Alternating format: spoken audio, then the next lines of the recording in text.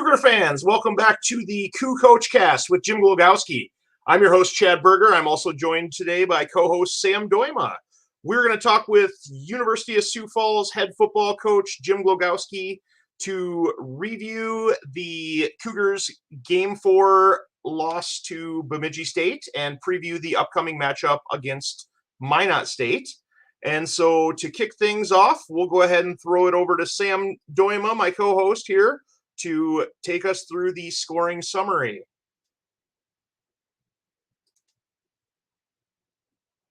Go ahead and unmute your mic there, Sam. And I think I would have it figured out by now. It's already week 4, but welcome back. And unfortunately, we're talking about the Cougars' first loss of the week of the season this week with Coach Glow. But what a battle it was on Saturday at the Bob. Really tale of two halves and a tale of quarters within there. But USF going down early. Bemidji State came out firing, had that stiff wind at their back. It's always going to be windy at the Bob, but even by the Bob standards, it was pretty windy on Saturday. Bemidji took advantage, jumped out to a 14-0 lead. USF really couldn't put much together. And then they get the ball, second quarter, things kind of flip, wind at their back, and rattle off 17 points straight as we roll and take a lead into halftime. And we'll break that down here in a little bit as some of the big plays that led to USF having some opportune scores.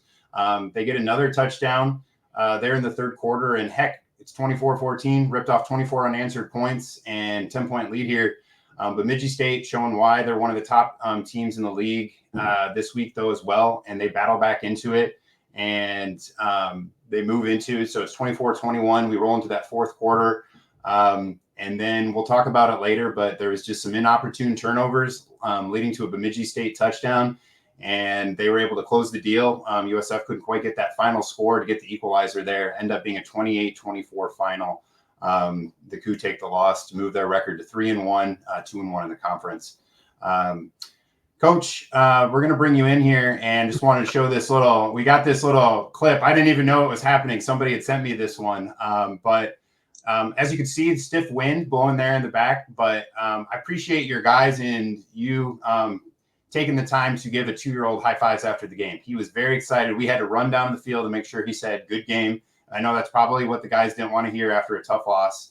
It's taken me 10 years plus now, removed from my days playing, but I've started to appreciate a little bit more the wins and losses. Trust me, they matter in a results-driven business, but we're sitting here dissecting the results of your job every single week, but it matters to this guy too. And so this guy wants to play for the Cougars. He's so excited. So just hope your guys know how much it matters to a little guy like this. And he's watching every single move. So he was excited. You can see we had the red, white, and blue. It was a great Military Appreciation Day. Tell us a little bit about the atmosphere and just your views of the game. Yeah, it was awesome. It was Military Appreciation Day, which is a pretty special day anyways. And we have a young man, Jacob Doctor, on our team, and his dad's involved with the National Guard, and we were able to get a flyover, which was totally impressive. Right after the end of the national anthem, those jets came over the top of the Bob. Dang near felt like you could touch them. It was pretty impressive. That was really cool.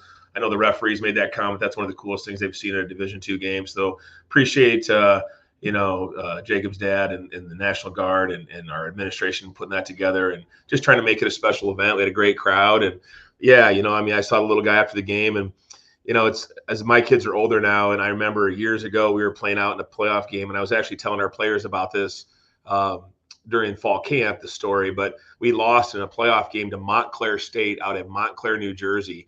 Vinny Delfont from Montclair State hit a field goal that hit on the crossbar and bounced over from 52 yards, and we lost 20-19. And I'm distraught after the game. And at that time, I'm the defensive coordinator at Allegheny College, and my son was about the same age, about 2 years old, Jake. He's 24 now, and he's actually a deputy sheriff. So talk about appreciation for armed forces. It hits a little bit harder when you have a family member in law enforcement now, and my son, I'm pretty proud of him for being that way. But anyhow, he comes up to me in the stairwell outside the locker room about the same age, and he's like, "Don't worry, Dad, I still love you."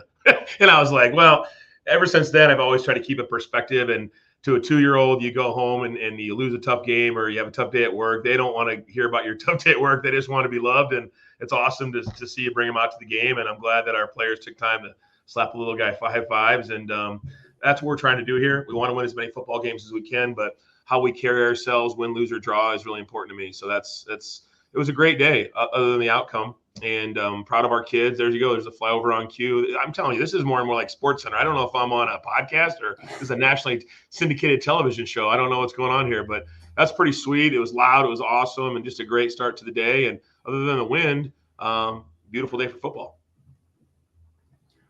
Well, don't worry, Coach. He wasn't too bummed about the loss. He was worried about the part of his freezy that fell off. He kept bringing that up over and over.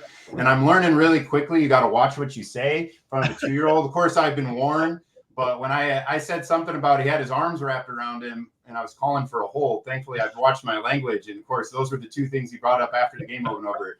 His popsicle on the ground, and he had his arms around him, Dad. He had his arms. And I said, yeah, Dad was mad. Dad was kind of mad. So it's all right. It's only week 4. Dad's still learning to what I can and cannot say when we go to the game to yell. So well, Coach, we know that there's no, moral victories in any of this, but, Bemidji State coming into the game was one of the top, preseason teams in the conference. And you guys, had opportunities there to kind of put them away, let a few of those kind of slip through your fingers and weren't able to seal the deal at the end. They made a few plays, but tell us, a little bit about how you felt as the game went overall. Yeah, obviously we knew the win's an issue, and when the coin toss happens, right, and you get a choice, you could either, defer and make your decision after the first half, or you can take the ball, or you can defend a goal. And so sometimes I've been in a couple games where head coaches decided to actually take the win. I didn't think it was that severe, and you hate to give away possession. So they won the toss, they deferred, and so we obviously took the football. And then, of course, they get the option of taking which side, and they took the win to start with. And then at halftime, spent a lot of time talking to some coaches, even a couple of our captains, about what you wanted to win in the third quarter, the fourth quarter. And we just felt like with the lead going into halftime and some momentum, if we could get that ball game to the fourth quarter and have the win at our back, that would be crucial for field position and the things that we needed. And, lo and behold, we have a huge interception to start the second half. We go down and score. We're up 10. They score. And then we get the ball in the fourth quarter, and there's a couple opportunities where we had the ball at relatively good field position. We went 3 and out on the one drive, the last drive of the game, and then the other drive we drove down the field and had a nice pitch and catch, and just we get it to one of our best players in a great situation and a chance to make a big play. And it's just unfortunate the ball squirts out of the end zone. And people say things, if he doesn't fumble, well, you got to remember they fumbled too in the first half, and it went through the end zone. We recovered it, or into the end zone. So, those things kind of balance themselves out. And, we had a couple short fields. I think we started one drive on the 12 and one drive on the 22. So that kind of affected total yards, which, total yardage is a funny thing. They had more yards than us, but we had a couple shorter fields, kind of similar to last week, where the yards don't actually tell the whole story. But, we got 3 turnovers. We forced 3. We gave them 2. I thought the third down conversion was probably the most glaring stat, where I think we were 2 for 11 and they were 7 for 16 or something. And we just got to be better on third down. We felt like they were one of the best red zone defenses we'd come across in a long time. And we were 3 for 4 in the red zone with the one fumble. It was the only time we didn't score. And so, I don't know. I just felt like it was a really good football game. There's no doubt. We controlled the game from the second quarter, mid-second quarter on. I felt like we were really in control at halftime. The third quarter, I really still felt like we were in control. And the fourth quarter, to be honest with you, they convert a 4th and 5 down the sideline on a fade ball into the corner of the end zone, and their kid made a good throw and catch, and it's the way it goes, And maybe the biggest play of the game people probably don't think about is the third down conversion they had, again, into the wind, and they threw that ball to number 23, the Peters kid, down the middle of the field, and Malo Wells is right there. He plays through the kind of the catch cage, and the guy's caging the ball like this, and we're coming through trying to knock it out. They land, and it hits the ground hard, and the kid hung onto the ball, and that gave him a new set of downs. Otherwise, we would have been punting it into the wind, with 4 minutes to go. So all the things that you do to try to give yourself a chance to win, I think we did that. And I think I said this in the post game. It kind of reminded me back to the West Florida game we played in 19 at Mankato in the national championship game, when Austin Reed was the quarterback who most recently was on Hard Knocks with the Bears, ended up making the Bears roster this year. But he's a pretty good quarterback, throwing to some pretty good receivers. And I'm not saying it was quite that level, but every ball that was in the air was contested. It wasn't like we blew coverages. We were right there, and they made a good throw and catch. And give Coach Bolte and their offensive coordinator, Carson Pike, credit. They made some good calls, and they executed, and we made some good calls and we executed. It just came up a little bit short, and 4th and 2 or 4th and 1, and they go for it, and he just barrels over the first down yardage on 4th and inches, and it's like, man, it just seemed like those plays didn't go our way. But we'll get back at it this week and go up to Minot and try to get to 4-1 in the year. All right. Well, Sam, go ahead and take us through the scoring summary from the first half. Yeah, Coach did a great job of kind of summarizing a little bit, and we'll break it down a little bit more detail. Like we said in that first quarter, Bemidji taking the win and really taking full advantage of it. And Andreas Griffin hauling in one in a touchdown pass from Sam McGath. Coach talked a lot about the big plays that he made. Griffin as well.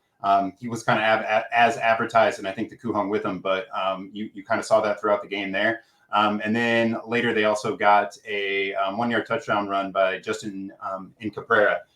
Second quarter, Cougars get the wind at their back, and Coach, good to see the tight ends involved this week. Love it. Travis Yonke, 12-yard touchdown pass from Camden Dean. Get right back in it.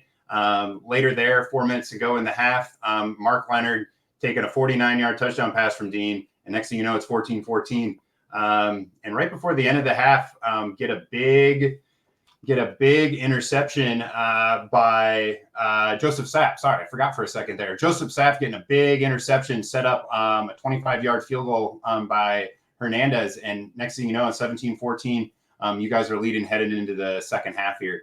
Like you said, coming out third quarter or headed into the third quarter, USF gets another big pick, Matt Gehring, and next thing you know, get 5-yard touchdown pass to Leonard again, another touchdown.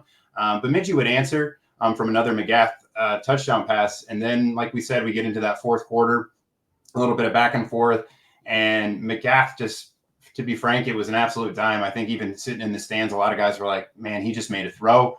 Griffin made the catch, and that was on 4th down. You guys had him where you want him, and that's the final there for you, 28-24.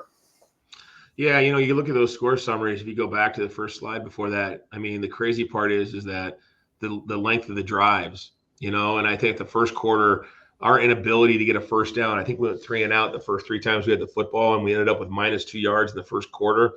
It didn't bode real well for us, right? But we made some adjustments, give our coaches credit. I thought we made some nice adjustments in the second quarter, and that win was tough. And for what we do passing-wise, even for them, it wasn't an ideal ball that you want to throw a ball into that wind high and long. It's more short and controlled, shots. Even the touchdown pass we had, I think, was on the rope. It wasn't a real high arcing ball, that you can't put it right on the money. But, 3 of those drives, you can see that we scored on. I think we had one from the 12, the 18, or the 20. There was only 3 drives less than 60 yards, and so we capitalized on those field position situations. And, we hung in there in the first quarter. We made them earn everything. I thought it kind of chipped us away a little bit.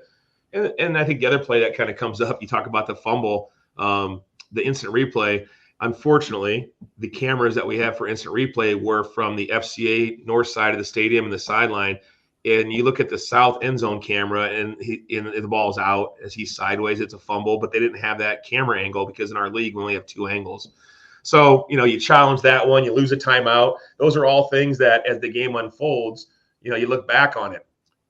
My point being is you have to challenge that. You throw the flag, you risk losing a timeout because it's such a big play.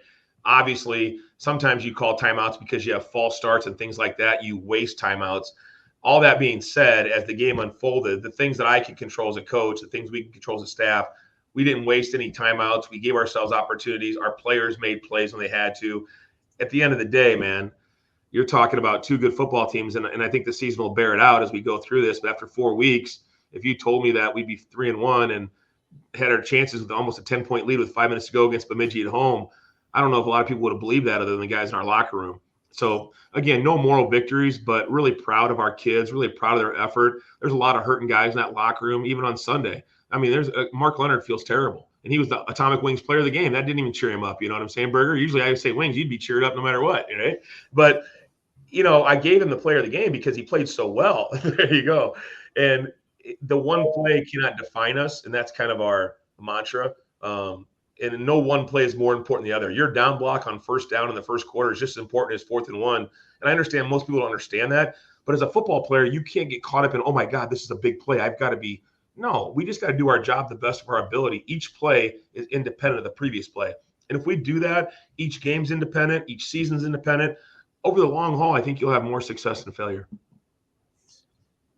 Coach, one of the other big plays I thought in the first half was in the second quarter right away. You guys said that you only had -2 yards in the first quarter total. Second quarter comes out and Dylan Rundigan goes off for like a 45-yard run to kind of get you jump started a little bit. It felt like the offense really picked up after that run.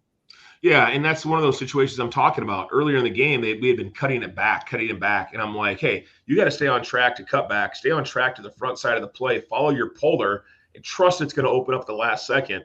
And it did. And earlier in the game, in the first couple of drives, we've been trying to cut everything back into the defense and versus staying to the front side of the play. And as that thing kind of creases and opens up, it's like the last second the door opens, but you're running as if it's already open. And that's what he did. And to his credit, he got some wheels on him, and he got about a 50-yard run, and that kind of got us going a little bit. But that's the nature of against a good football team. You've got to make sure that you're prepared when the opportunity comes. And when it comes, you got to take advantage of it. Well, let's go ahead and go to the coach's clicker. As I was watching the replay of the film, I did notice a couple guys. I don't know if security wasn't doing their job on Saturday or what. Witt and Zimmer standing down in the end zone down there after the big Yankee score. And so, Witt, suck it in next time, buddy. Anyways, let's go ahead and bring up some of the plays from Saturday that we already talked about. So the first one that I have is the first touchdown to Yankee on this one. The film's a little bit sketchy. I pulled it from the NSIC Network, USF Cougars feed. Shout out to those guys for providing this for us. But, what kind of formation do we have going on here, Coach?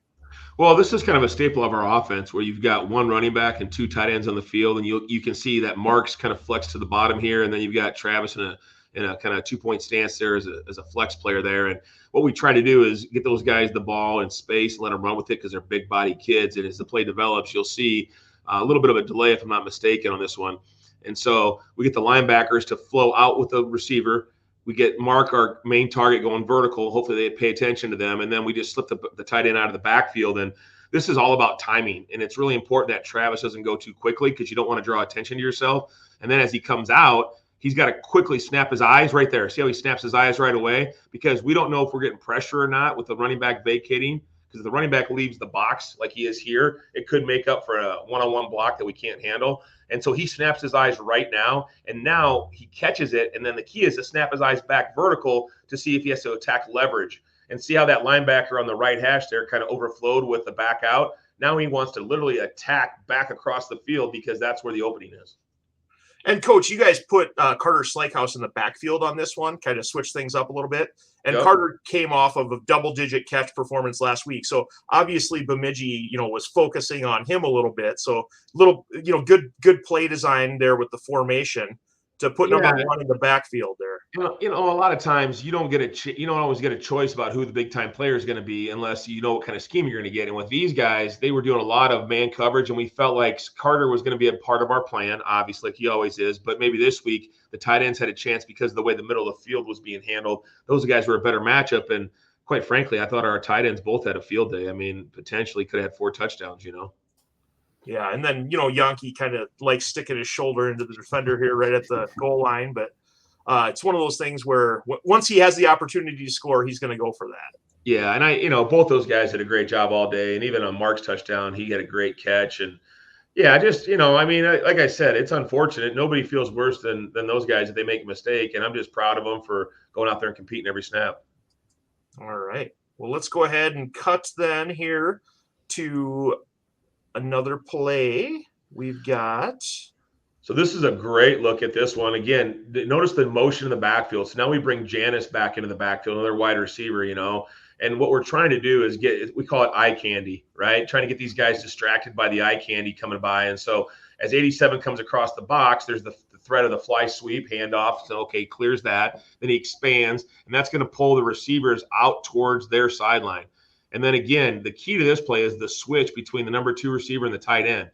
Because right now, if you just take those 3 guys, the motion guy, 85, and the receiver that's already out there, and you just run them all vertical, you're not going to get much confusion by the defense. It's pretty complicated in its own right when the motion happens. But once the motion gets out there, those guys can settle their eyes on their guys. Well, now you switch those guys, and what you end up getting is you get the Mike linebacker, the middle linebacker who's responsible for the tight end, is now have to chase a guy who's getting width, and he's now out of his comfort zone because he's out of the box, And at this point, he grabs him, and Mark's a good enough athlete to run by him. You see the grab right there, yeah.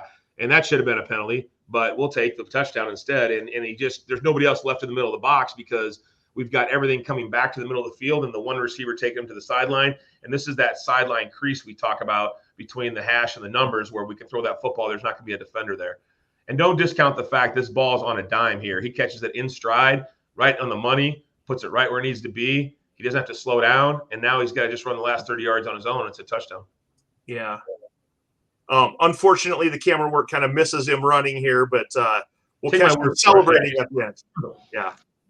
We had talked all week long, though. We felt like for us against this particular defense, we had to figure out a way to get their box. When I say box, the area between the tackles back to where that umpire is with his hand up, that box of the defense, we had to thin it out. And we felt like we could only thin it out with motion. And then once we got it thinned out, we knew the Mike linebacker, middle backer would have the tight end.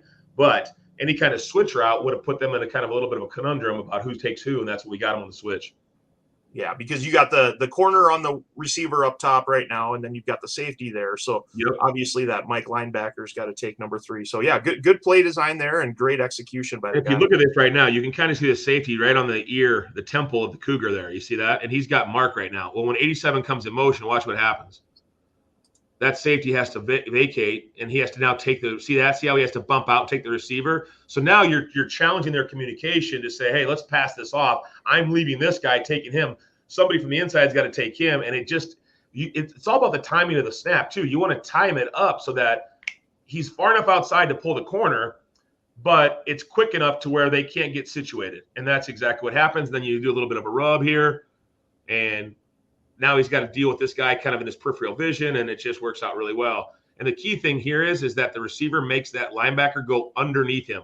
So now he's running behind the linebacker, and now he's got to make sure that guy tries to turn and get vertical, and now he's got the jump start he needs. See how he has to go under that receiver coming in? He should have gone over the top of that guy, and then he probably would have had a better angle to cut off Mark, but he's literally running the wrong way, Little Dumb and Dumber. You're going the wrong way. How does he know where we're going, Yeah. You talked about like the win side last week, and I would say that's not the win side for that line. For us, it is, Berg. So that's the win side. We're definitely winning on this deal. Yep. So, yeah. Yep. All right. Well, that was a big touchdown to even up the score. And then, late in the half, big defensive play came up here. Bemidji comes out. They did this quite a bit. They came up to the line, looked at what you guys were showing them, and then switched up the play, looked over to the sideline for a call. And on this play, great job by Coach. Not to cut you off, I apologize, but I'm excited about this one because Coach Cap checked the call. We were going to be in a kind of a drop coverage, and we went into a man coverage. But the key to this play is Alex Maxim, and I'm not sure you can see it on this angle, but he's big number 97. He actually tips this football, and he gets a piece of that football, and that's what allows Sapp to catch it. Because Sapp, on this combination, they do this all day long. They're taking a guy to the flat, and they're curling a guy back inside, and the quarterback just waits for that guy in the flat to clear out, and he throws to the receiver who's curling up on about the 45-yard line.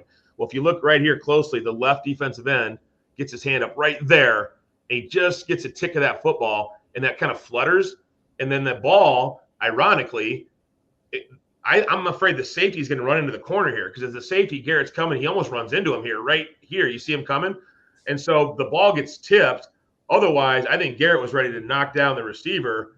And then the best thing about it is, and this is something that we talk about all the time, catch the ball with your momentum and get to the nearest sideline. And that way, all other 10 guys know this, and they see how they all run to our sideline. That's predetermined. So anytime a ball gets turned over like that, they all start running to the nearest sideline they can get to. And it just so happened that we're all on the same page, and we get another 10, 20 yards, and allows us to have the ball at the 22-yard line right before halftime. But a big-time play. Yeah, and that looks like Coach Al Hansen down here on the sideline, pretty fired up. And well, one of the other look at Malo Wells. When Malo gets so excited, he's right there, right on that sideline there. He's all ready to lose his helmet because he's just, the fins are going up, right? The kids are having fun. And we talked about team celebrations last week, Coach, and I think I see one here on the big turnover. Our red shirt guys and the whites are over there. They already got the rally towels going. And, this is I had a couple people made a comment to me after the game that it seemed like the guys were generally excited for each other. And look at Malo. He's about to lose his helmet right over the USF on the BSU USF scoreboard. See how his helmet comes off? Dude, he's so fired up. I mean, it's good stuff, man. It's a big-time play, and it's a big game. And, I mean, I just, if you're me and you're sitting here today, you're probably happier with the performance, not the result, this week than last week. I felt like this week we played a better football game. And we didn't get the same result, which is disappointing. But it's about getting better every week. And I felt like we took a step forward as a team between last week and this week, and seeing this emotion. And we looked energetic all day. We looked ready to go. And, this is a big-time play before half. So, Coach, talk about the fin thing a little bit, because that was something that people were asking about. Well, so years ago, I was in fall camp one day, and the guys were complaining about Monday. So I just Googled real quick Monday motivation. And on Google Images, it popped up a shark. And it said, do sharks complain about Monday? ? It said, absolutely not. They're too busy being mean, swimming around, just being a shark. And so this idea of just be a shark, bro. Just stop complaining about Monday. I tell a story all the time. My dad spent 31 years in a factory making the lids to Spam cans, and I get to coach football for a living. It might be 105 degrees and that's fall camp, but I get to coach football. And he made Spam cans for a living for 30 years. I don't think he grew up and saying, if I could just one day make the lids to these cans of Spam, it'd be awesome. So we got on this whole thing about sharks, and then I started talking about sharks, and we started talking about Shark Week. And did you know it's called the Sacred Six. It's actually, shameless plug, there's a book. It's called Swim. I don't know if you can see that. And it says how a shark, a suckerfish, and a parasite teach you about leadership. So we have this whole thing we've created on our football team about being a shark and basically what it means to be a shark, because sharks are flexible, right? You know why, Chad? Because they're made out of cartilage. They don't have any bone. They always look ahead. You know why? Because they have no necks. They can't look anywhere else, right? They never stop moving forward. You know why? Because if sharks stop moving, they're literally going to drown because of their gills and how they're made. And then also sharks elevate the suckerfish around them, because sharks have suckerfish that attach to them. And those little suckerfish, as gross as they are, eat the parasites on a shark that if they don't eat them, they're going to get inside the shark and they'll kill the shark from the inside out. So this mighty, majestic creature, this shark, needs the help of this ugly suckerfish. Otherwise, the parasites will kill him. Well, that's like the scout team are the suckerfish, the young freshmen, the red shirts. They're more than just suckerfish. They elevate, and sharks need to take care of the suckerfish, because without the scout team, we can't have a performance on Saturday. So it all kind of, I don't know, there's a whole lot more to it, but it all ties together. And shout out to Walter Bond, his book. Walter Bond played basketball at Minnesota, the University of Minnesota, went on to the NBA, and it's a great parable about, how sharks kind of correlate to real life. And so now kind of stole this from the Ole Miss back in the day. They used to have the land shark defense down in Ole Miss back in the day. That fins up is the sign of, hey, we're doing this together. I can't do it without those guys. The scout team during the week gave us the look and all that kind of stuff. And I mean, probably a shock to most people out there, but I have a little bit of a all over the board mentality sometimes. So if you can hang in there with me, it usually comes full circle. That's a great story, Coach. I did mention on the radio, there's never been a shark attack in South Dakota in recorded history, but we're seeing some sharks attacking here today on the field. Well, when I was at Mankato, we did it with our kids there, and it kind of turned into this whole thing, and people were wearing shark heads in the stands, and I would get there's the biggest candy store on the face of the earth is up there on 169, and they used to sell shark poop, little gumdrops that would look like and they used to sell these, and I get shark teeth candy, and people would drop stuff off, and it turned into kind of a fun thing. And it's just, I try to keep it light, try to keep it fun. I want our kids to enjoy this process, and we want to win. We want to make sure that everybody that's a Cougar fan sees us have a victory, but we also want to do it the right way. We want our kids to be able to carry themselves the right way on and off the field, and trying to find little ways to get them motivated and have fun with them. It's just a game. It's just a game. At the end of the day, it's just a game. Might need a turnover shark next week, Coach. So that interception led to the field goal right before half, and that gave you a 17-14 lead going into halftime, like Sam mentioned earlier. So then coming out of the half, as you mentioned, Coach, you had to kick off because they had deferred, and so this was early on in the third quarter. I'll rewind it just a little bit here. Yeah, right away. I mean, talk about coming out of the gates ready to go and the momentum carrying on. I mean, this is back-to-back drives where we had interceptions, right? And this is something that really probably has deeper meaning if you're paying attention, where last week Matt had an interception And Matt's only a redshirt sophomore, okay? And last year, because of injuries, he played middle linebacker. Well, this year he's playing outside linebacker. And here he's starting to really understand his pass drops. And so you can see what he does here as he gets depth and width. He keeps his eyes on the quarterback. And now, without even really having to look behind him, the angle and the arm depth of the quarterback allows him to sit right in that void. And once that quarterback takes his hand off the front of the football, Matt stops dropping, and then he peeks around him to get a quick vision on where he's at, and he puts himself right in the throwing lane. But this is a really good job by Matt. And we talked about this yesterday. His confidence is really high after last week because he did the same thing last week where he dropped inside the ball seam. And then he just catches and he goes. And then you can see Isaiah's over there sharking it up. We got 11. Look at the guys. They're all – Maloa's excited. It's almost like there comes a shark fins across the field. I mean, it's fun, right? I mean, and winning's fun and having success is fun. And once again, Alex Maxim getting his hands up again, the unsung hero here. I mean, just guys excited. Look at 11's jumping off Brennan's back. Those guys didn't even have anything to do with the interception, 11 and 5. But that's just dudes playing for dudes, right? And I think when you get to that point, you got a chance to do some good stuff. And we're doing some good stuff. We can do better. We can get better. We're not satisfied, but I'm pleased with how our kids are responding to the coaching, and they're giving their best effort on every snap. Well, Coach, I'm going to go ahead and give you one more Cougar highlight here, see if we can get this one pulled up. And then here we go. This is right after that. What a catch by Mark, you know. I mean, again, similar kind of thing here as far as like getting that linebacker matched up one-on-one with the tight end. And this time, instead of motioning, we just get lined up in it. So now we've already pulled the safety out of the box. You see how he's on the F in Sioux Falls? So now we know, because of the alignment of the linebacker, it's going to be one-on-one with the tight end. And so this is just like a choice route. If that linebacker over-aggressively attacks his outside shoulder, he just snaps inside, and you'll see what happens here. He just bodies him up. It's like boxing out in basketball, right? He just bodies him up, and now he's got the defender on his back hip. All Cam's got to do is push this thing out in front, and then actually it's not a phenomenal throw, but, man, what a great catch. What a great catch. And this is just one of the many plays the kid made, blocking all day and all that. And I feel bad for Mark because Mark felt bad about the fumble. And I told him yesterday, you're the player of the game, man. Yeah, nobody played perfect. And, yes, you had a mistake that certainly was going to be probably stick with you for a while. But, man, I appreciate everything else you did in the game, all the blocking he did, all the catches he did make. Just a great play right there. And, you know, at the end of the day, he probably wishes he had the one back. But, man, what a great job by that kid, and what a great effort to catch that ball and secure it through contact. So you guys were up by 10 points at that point, and then Bemidji kind of did a little bit of comeback here. Here is third quarter. I think it was the next drive. Yeah, this is right off the challenge. We challenged the fumble, you know, and like I said, I think if you're looking at the challenge, unfortunately, we have two angles from the north end and the sideline. We do have a third camera that we use in the south end zone, and it looked to me like it was a fumble, but tough break. And to their credit, they come right out of that at the timeout.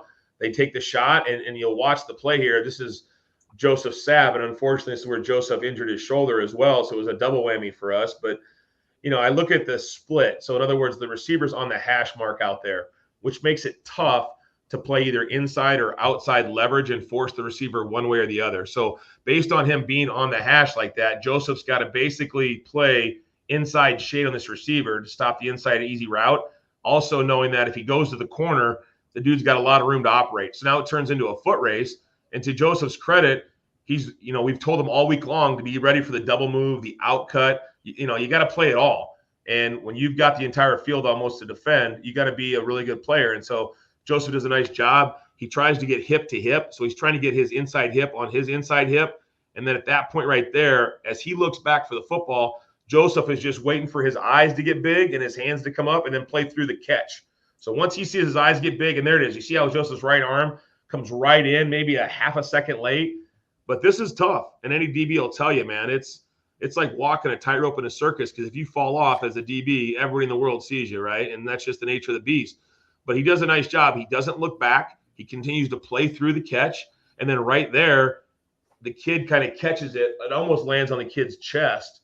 And it's, he secures the ball. And that guy is leading all of Division II in touchdown catches. I mean, what do you say? He's a good player. Give the kid credit. Sometimes they make plays too, and if we blew the coverage and the guy was running free down the sideline, or if Joseph didn't know we had, or if Joseph was lined up differently than what we told him, then maybe you've got a reason to be upset about it. But I'm disappointed, but I'm not upset. I'm disappointed that they had success because I want to have success for our guys, but I'm not mad. There's nothing. You just say, hey, man, you're going to get that play 10 times. You're going to break it up 5. And then in the fourth quarter, Bemidji State came to a fade on going the other way into the wind. Yeah, this is an interesting one too. So all day long, they had been taking the running back. If you rewind it, the running back was releasing to the boundary, and they were taking the number 1 receiver into the boundary here, and they were running him inside and kind of rubbing, right? It's not a pick unless there's contact, but it's a rub. And so we were worried about that short yardage, 4th and 4, just wheeling the back out. So our linebacker didn't get out on number 1 and get his hands on him. Normally that will put him out there. If you watch the game, when that number 1 receiver was tighter to the formation, our linebacker was widening out to try to get hands on him to just kind of mess with him a little bit. But because of it was 4th and 4, we were worried about the running back going the other way. And you can see what they did, a really good job of Bemidji. They did not release the running back to the flat. They did not allow our linebacker to get in the way at all, and they cleared it out. And then it's just, it's one of those things where it's a bang-bang play, and it's, I'm sure Connor, if he had it back, he wished that he would have maybe got a little bit flatter and tried to cut the guy off, but it's a pretty good throw and catch. And on 4th and 5, to throw the ball on a fade into the wind like that, I didn't expect that, to be honest with you. The next drive on 3rd and 10, they did the same thing, and the ball's fluttering in the wind. It's like, I mean, what do you do, right? I mean, to me, it's just, I heard some people say he pushed off and all that, and I don't know. I mean, they're not going to call that, and we probably do the same thing. So, but good throw and catch, and we didn't get to make the play there and end up being the difference in the ball game. Yeah, and then the one you talked about earlier here, Coach, this is the 3rd down with 2 minutes and 25 seconds left. Jeez, Birger, I'm going to have one heck of a rest of my day here, but, reliving this again. I thought I was like Bill Belichick, on to Minot. I'm on to Minot, and then I got to come back and look at this. But, yeah, okay, we'll go ahead with this. So, again, it's 3rd and 10. There's 2:25 left. We've only got 2 timeouts, right?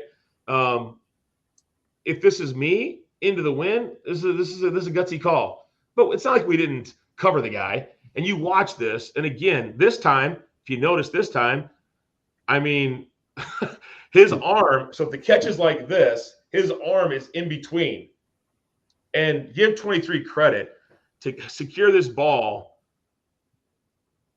If you see from the tight angle, the ball is going like this. It's not even spiraling. It's like twisting because the ball's thrown in the wind.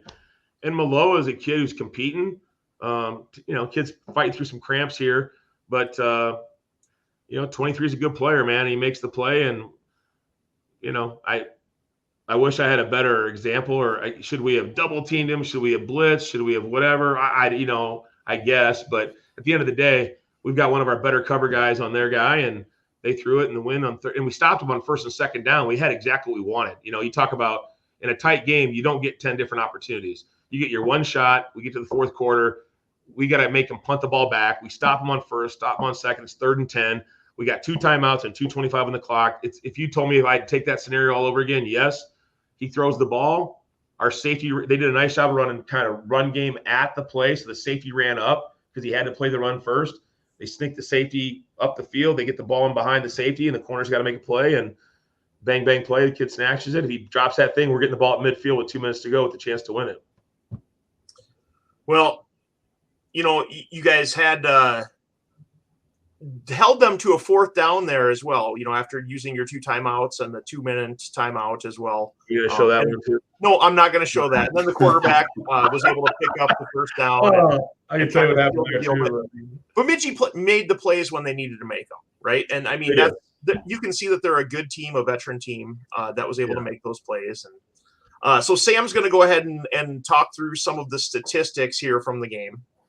Yeah, Coach kind of highlighted them as we recap the game. When we look at total yardage, Bemidji coming out ahead there with over 400 yards total offense. USF just shy of 300 yards with 286, but a lot of that with short fields off turnovers. And really appreciate your honesty throughout the weeks, Coach, of something you don't really get too caught up in on that when you look at total yards of offense. And yeah, we talked a lot about McGaff and some of those big throws getting it done through the air with their 263 yards of through the air for the Beavers and 174 for the Coup. 154 rushing yards for Bemidji to USF's 112. Much cleaner game, I felt like overall. I mean, there was certainly things that came up, but only 3 penalties for the Beavers, 6 for USF. But overall, at least compared to last week, it felt like a much cleaner game. The one I want to highlight here, Coach, you brought it up, is it was that third down conversion. It just really hurt at inopportune times. Bemidji was 7 for 16. USF was only 2 for 11. And then those fourth down conversions, Bemidji got it done when they needed to get it done, 3 for 3. USF was never in that position. A lot of that was due to you guys leading for most of the game. And Bemidji had the ball, of course, for nearly 35 minutes. But individual statistics, Cam Dean, 12 for 18, 174 yards, 3 touchdowns. He did have a pick, but he also had 9 carries for 34 yards. Dylan Runnigan, Chad mentioned that big run early. He finished with 12 carries for 71 yards. Mark Leonard, we already mentioned it. He's going to be our Atomic Wings player of the game on offense. 4 receptions, 77 yards, 2 touchdowns. Played a heck of a game. Christian Janis, Carter Slykehouse, Travis Yonke all had 2 receptions, and Yonke with that big touchdown we broke down earlier as well. We look at defense. Matt Gearing, we were highlighting some of his phenomenal play. 8 tackles. Garrett Hoffman had 7. Andy Henson had 7, and Cade Morse had 6. And Isaiah Ward with 2 tackles for loss. And we talked about those big interceptions by Joseph Sapp and Matt Gearing as well. There was also a forced fumble by Gearing recovered by Henson. So really good job forcing turnovers in this game. Just got to hang on to the ball in some of those other ones, but that's football. Yeah, and I think, it's funny. You look at this stat here, and the last 4 columns there are really telling. 23 first downs to 11. A lot of that's attributed to the first quarter, the third down conversion rate. And then if you think about 10 out of 19 opportunities that we had to get off the field, we were not successful defensively, and it still comes down to that.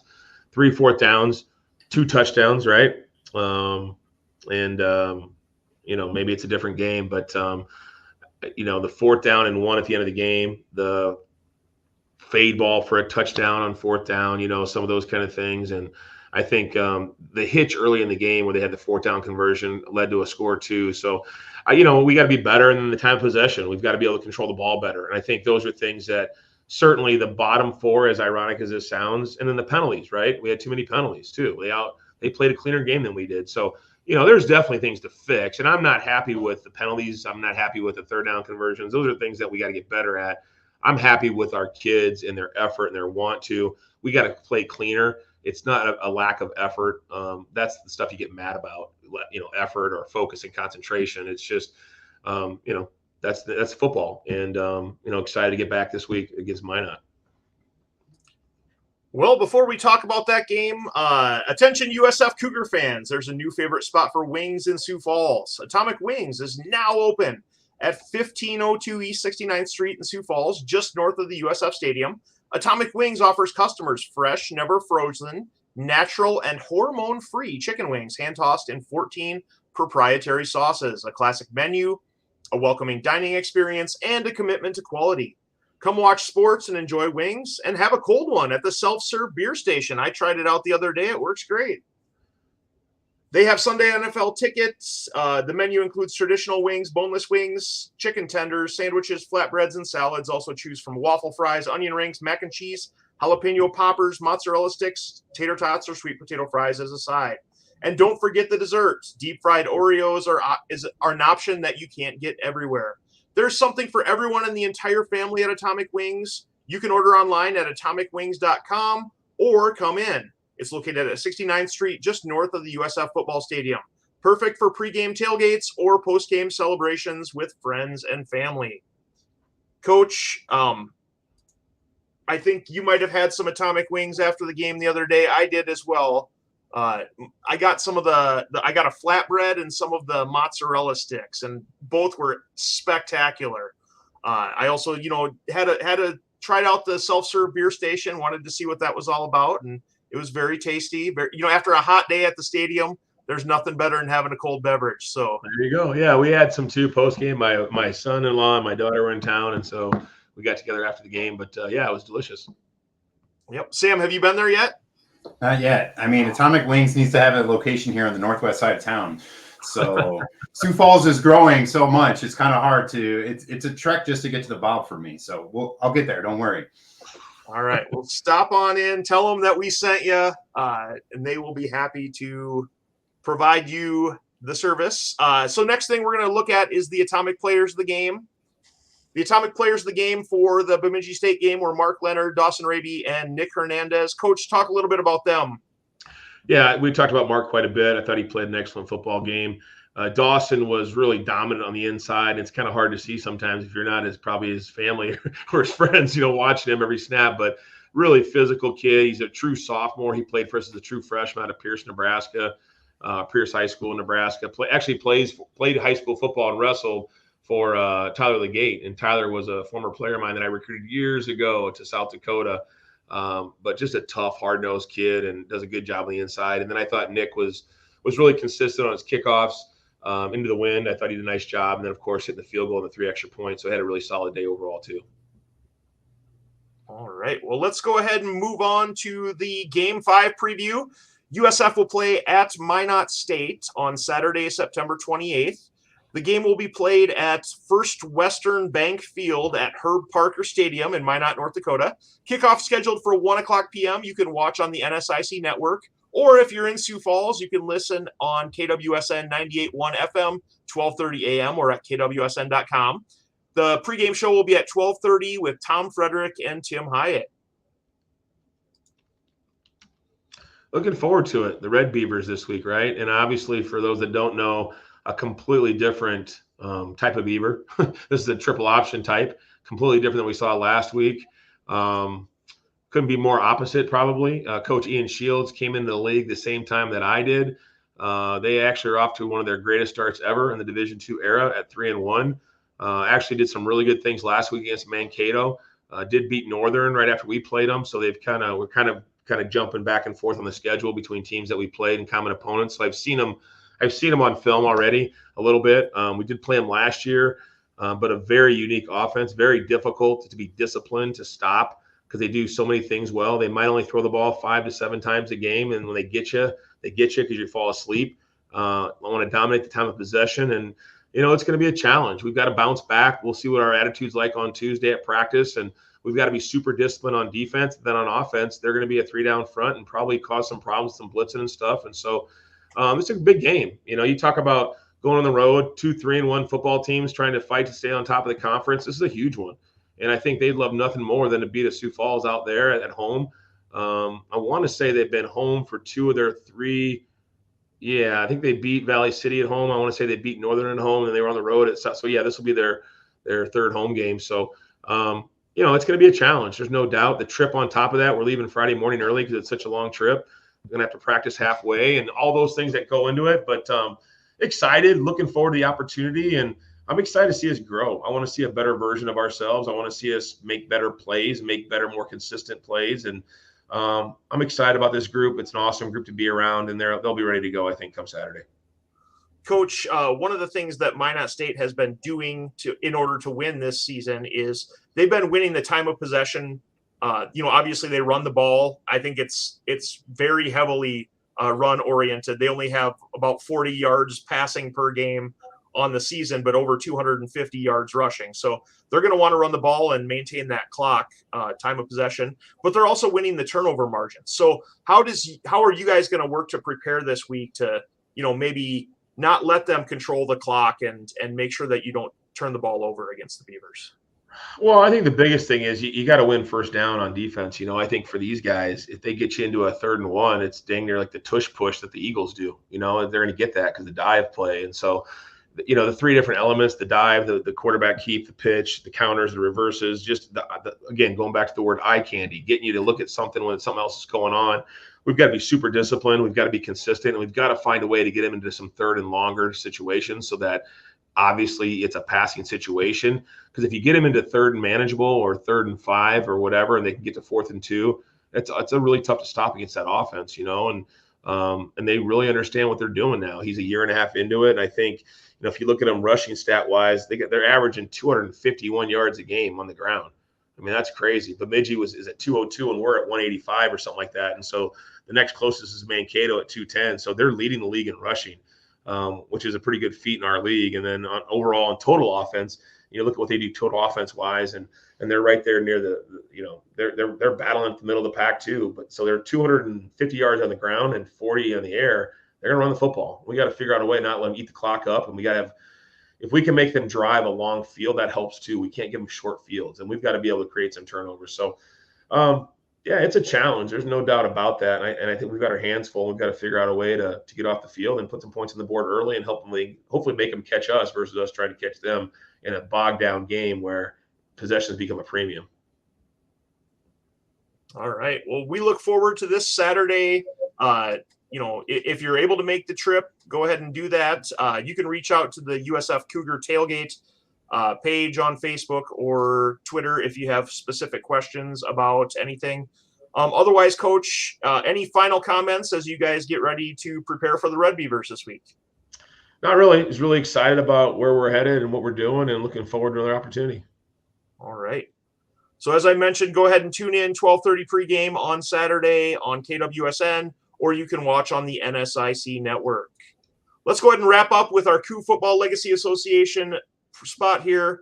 The mission of the CFLA is to bring alumni, family, friends, and supporters together to help equip USF football program with the resources necessary to continue its winning legacy. For more information about the Coup Football Legacy Association, you can stop at one of the home game tailgates and ask for one of the guys, and they'll be able to help you out. Or you can visit www.couplegacy.com, or I did put a QR code on here. I tested it out this morning just to make sure it works. It did take me to the right place. If you're watching on YouTube, go ahead and take out your phone, open up the camera, click on that link, and it should take you right to that website. So that will do it for today's episode. For Coach Jim Glogowski and Sam Dooyema, I'm Chad Birger. Until next time, go Cougars.